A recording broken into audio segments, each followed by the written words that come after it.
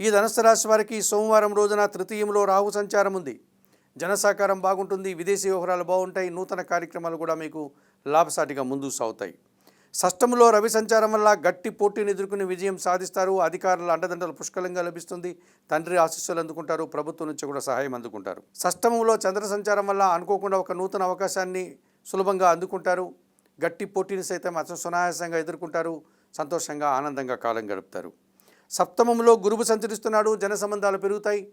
జీవిత భాగస్వామి విషయంలో కానీ వ్యాపార భాగస్వాముల విషయంలో కానీ సానుకూల వాతావరణం ఉంటుంది. విద్యార్థులకు మంచి ఫలితాలు వస్తాయి. సప్తమంలో శుక్ర సంచారం వల్ల స్త్రీజన సహకారం లేకపోవడం వల్ల ఒక పోటీ ప్రపంచంలో వెనకడుగు వేస్తారు. వృత్తి ఉద్యోగ వ్యాపారంలో పనిభారం పెరుగుతుంది. రావాల్సిన ఆదాయం కూడా వాయిదా పడుతుంది. చందనపు రంగు వస్త్రధారణ చేయండి. మహాలక్ష్మీదేవిని సందర్శించండి. మహాలక్ష్మి అష్టకం చదువుకోండి.